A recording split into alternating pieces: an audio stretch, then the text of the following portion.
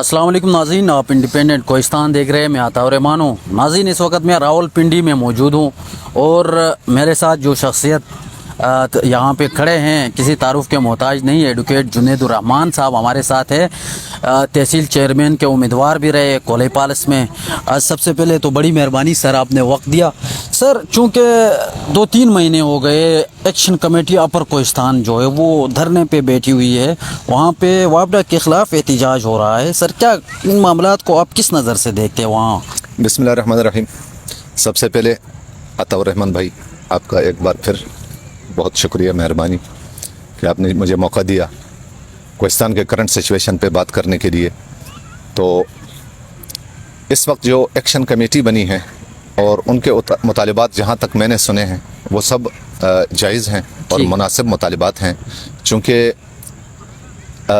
वापडा के साथ चेयरमैन और GM वगैरह के साथ मुख्तलिफ मौक़े पे जो एग्रीमेंट्स हुए हैं, जो माहदे हुए हैं, तो उन तयशुदा माहदों के वो मुतालिबात करते हैं, उस पर वापडा पूरा नहीं उतरता है। अगरचे इस वक्त हमारे जो दासू डैम है वो पाकिस्तान के मफाद के खातिर उसके काम बंद नहीं होने चाहिए और उसमें किसी तरह की भी रुकावट ना पब्लिक की तरफ से होनी चाहिए और ना महकमे की तरफ से होनी चाहिए। लेकिन इस वक्त मुझे जो फेलियर नज़र आता है वो महकमे की तरफ से हैं, चूँकि उन्होंने माहदे किए हैं। ये अलग बात है कि अगर हमारी पब्लिक कोई गलत मुतालिबा करें तो उससे उनको भी पीछे हटना चाहिए, लेकिन इस वक्त मैं जहाँ तक सुन रहा हूँ वो जायज़ मुतालिबात करते हैं, जबकि इस वक्त जो टोटल गलती हैं वो वापडा वालों की हैं। और आइंदा अगर इस प्रोजेक्ट पे कोई असर पड़ेगा तो उसकी टोटल ज़िम्मेदारी भी उन पे आयद होगी, क्योंकि वो एक ज़िम्मेदार और रिस्पॉन्सिबल है।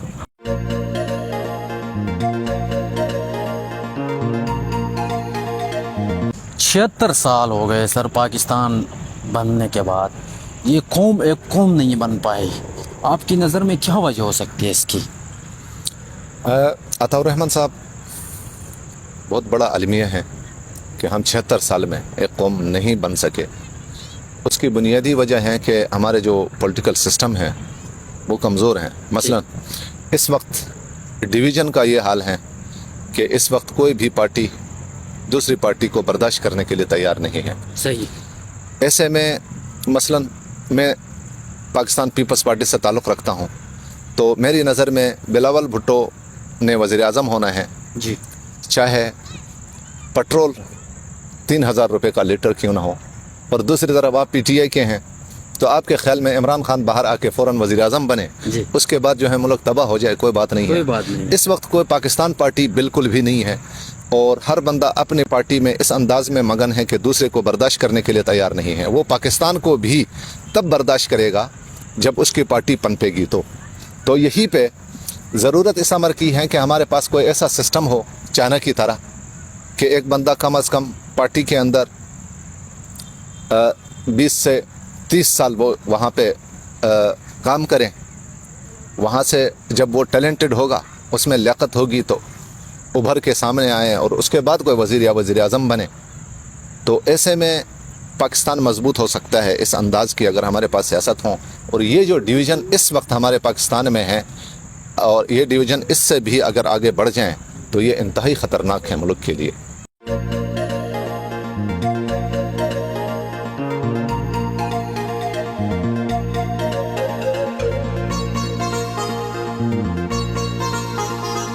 सर, कोहिस्तान में इस वक्त 2 बंदे टॉप ट्रेंडिंग पे है।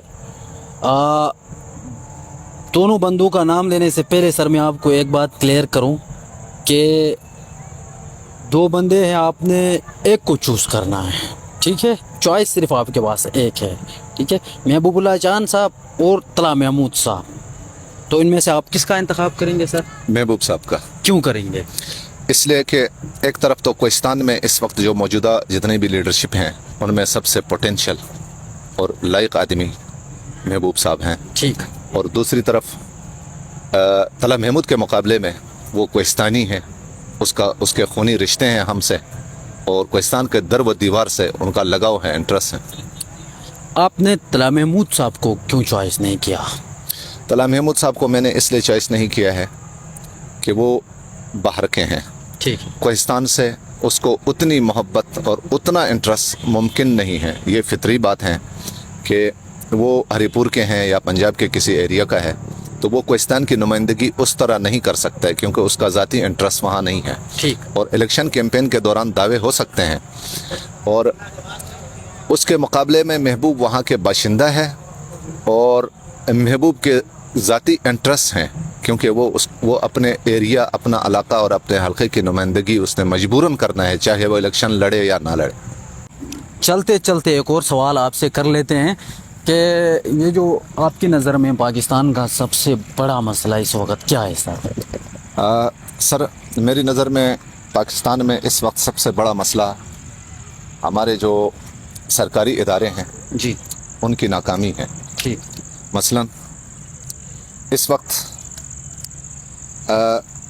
پی آئی اے ہمارے خسارے میں ہے. جی. اس وقت ریلوے خسارے میں ہے. ناٹکو خسارے میں ہے. جی. جتنے بھی محکمے ہیں صبح و شام ہم سنتے ہیں میڈیا کے ذریعے کہ وہ خسارے میں ہیں. جی. اور دوسری طرف آپ اپنے کوہستان سے لے کے کراچی تک اس وقت مجھے نہیں لگتا ہے کہ کسی بھی سرکاری اسکول سے کوئی بندہ انجینئر یا ڈاکٹر یا وکیل بن سکے. اچھا. حالت یہ ہے کہ سب لوگ جا کے پرائیویٹ اسکولز اور اداروں میں اپنے بچوں کو پڑھاتے ہیں مجبور ہو کر. اور دوسری طرف آپ کی تمام بی ایچ یوز اور ہاسپٹلس میں وہ کام نہیں ہو رہا ہے جیسا ہونا چاہیے جبکہ ان تمام کے جو تنخواہیں ہیں وہ قومی خزانے میں جمع ہو جائے نا تو سب سے بڑا پرابلم یہی ہے. اور دوسری طرف جو بیوروکریسی ہیں اور سرکاری ملازمین کی جو تنخواہیں اور مراعات ہیں بجلی ان کو فری ہیں, تیل ان کا فری ہے, میڈیکل ان کا فری ہے, اور اکثر محکموں میں جو ہیں کام کرنے کی کا رشوت اور کام نہ کرنے کی تنخواہیں. تو پاکستان میں اس وقت سب سے بڑا پرابلم یہ ہے کہ تمام جتنے سرکاری ملازمین ہیں, سرکاری محکمے ہیں, اس کے اندر جو ہیں ریفارمز آنے چاہیے اور احتساب ہونا چاہیے کڑا.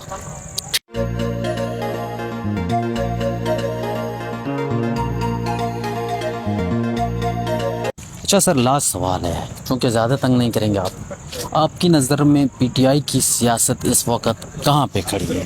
پاکستان تحریک انصاف کی جو سیاست ہیں میری ذاتی نظر میں وہ ایم کیو ایم کی روپ دھار رہی ہے. مثلا اس کے پس منظر میں چلتے ہیں تو جیسے پی ٹی آئی کو آج جن صورتحال کا سامنا کرنا پڑ رہا ہے ایسی حالات سے سب سے پہلے پاکستان پیپلز پارٹی گزری ہے, پھر نون گزری ہے, اور تیسرے نمبر پہ پاکستان تحریک انصاف آج گزر رہی ہے. لیکن جس طرح سوشل میڈیا کے ذریعے ہم صبح و شام دیکھتے ہیں پاکستانی اداروں کے خلاف, خاص کر آرمی اسٹیبلشمنٹ کے خلاف جو حرزہ سرائی ہو رہی ہے جی اور لب کشائی ہو رہی ہے, یہ تاریخ میں کبھی بھی نہیں ہوا ہے. مثلا ہم کسی ادارے کو برا بھلا کہتے ہیں, ایسے میں بیرونی دنیا میں ہم کمزور پڑتے ہیں کیونکہ یہ ہمارے ہی ادارے ہیں. اور خاص کر آج 2 منٹ کے لیے مثال کے طور پہ ہم آرمی کو ختم کرتے ہیں کیونکہ آپ تو آرمی کو بالکل تسلیم ہی نہیں کرتے ہیں, اس کی ایک بات ہی نہیں مانتے ہیں. آج ہم 1 ہفتے کے لیے ختم کرتے ہیں تو کیا یہ پاکستان کی دفاع سیاسی پارٹیاں کر سکتی ہیں یا کوئی اور محکمہ کر سکتی ہے؟ بالکل بھی نہیں کر سکتے.